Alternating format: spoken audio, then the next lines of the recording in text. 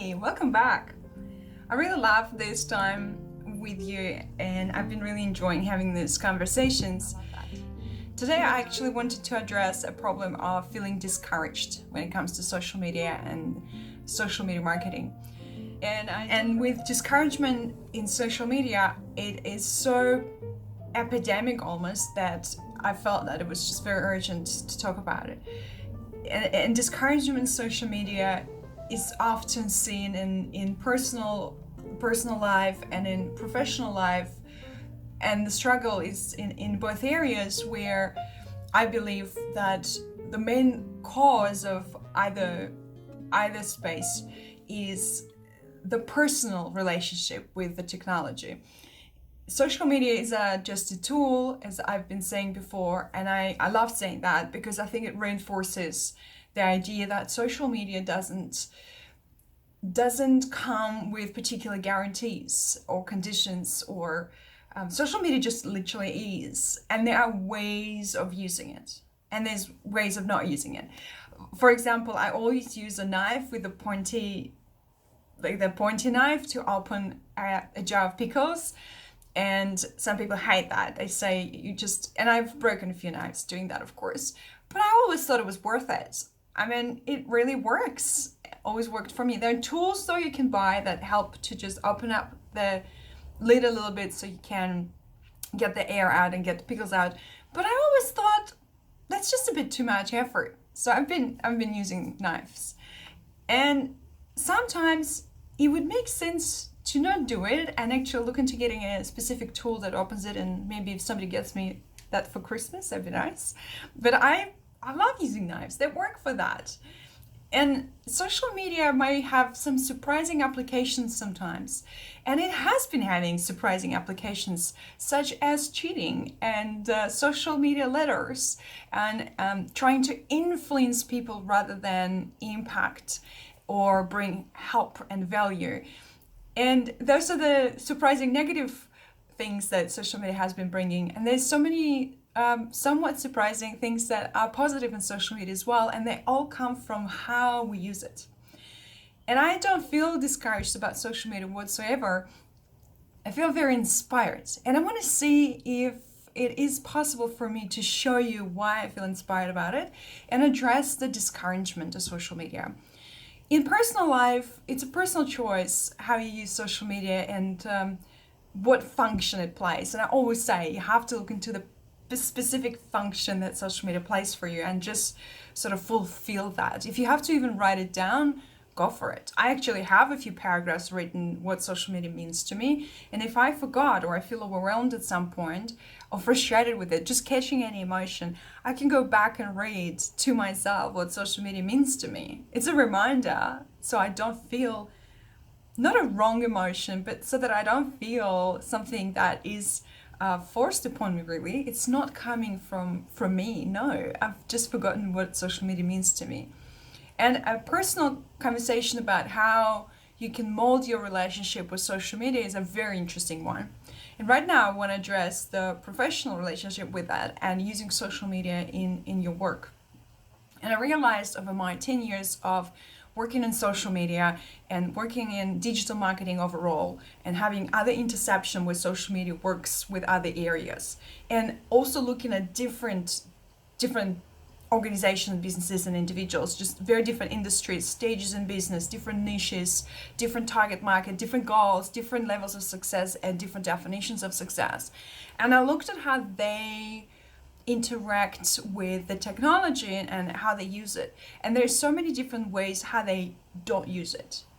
And I thought it was very significant because all the ways they're not using them are the ways many other people are using them. And one thing I want to say upfront is that social media is your relationship with social media and your definition and your function of definition, what it is for you, is going to be extremely you. It's going to be just you. It's not going to be what he or she or I, it's not going to be any of that. And if somebody's using a strategy or a tactic that is so good for them and creating such good results, it is not your strategy. awesome place to start. Give it a go, test it, adjust it to, of course, what your situation is. Collect the data and see whether that works for you.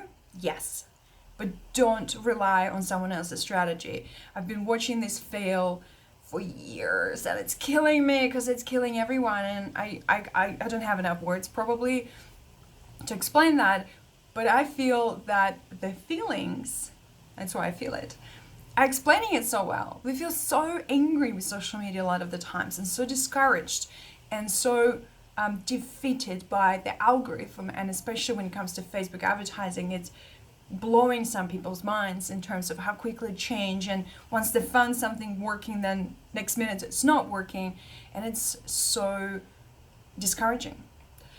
And of course, in personal use, and I think that overlaps with professional a little bit, and I just had a conversation with one of my clients the other day about it. They were telling me how LinkedIn, for example, was a little bit frustrating for them.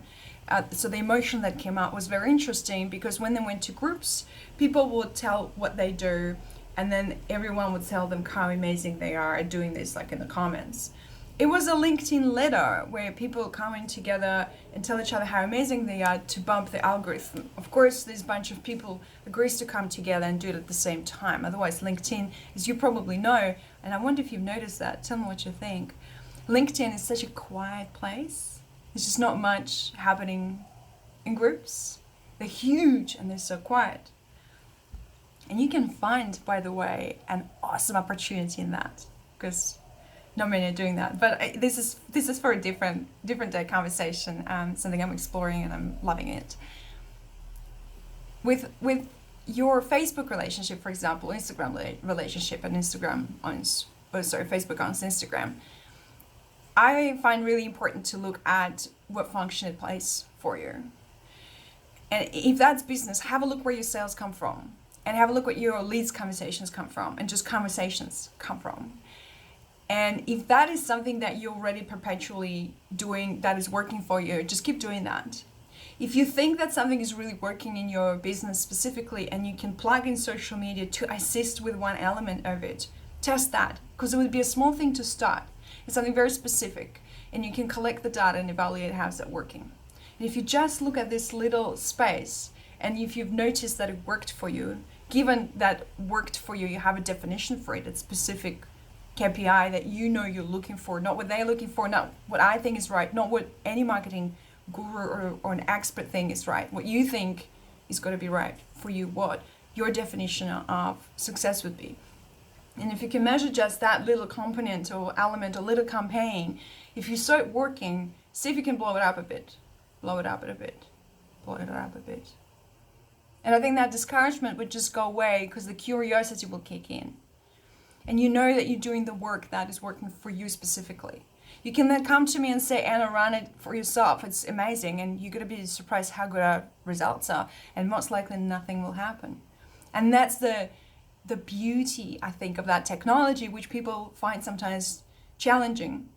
And the challenge is from resisting this understanding, I believe. It is really beautiful that technology of this sort can be so molded into what you have. Yes, sometimes it means that you don't need it. That might not work at this time. It's not the right stage for it. Or maybe that particular channel is just not right for you. That can be very true as well. But it also means that it's so flexible that you can adjust it to what you need it to be doing for you.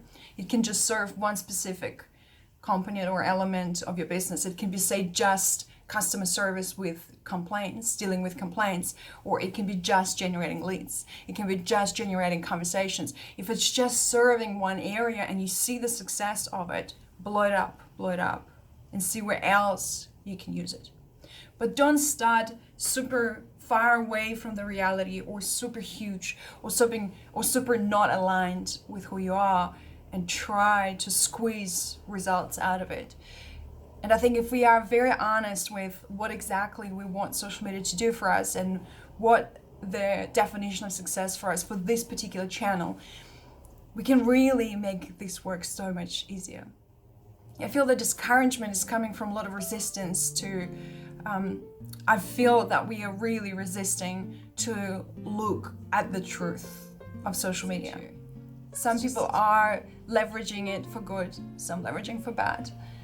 And sometimes discerning between the two can be challenging as well, and you need to spend a little bit of time discerning what's right for you, what's wrong for you, what works for you.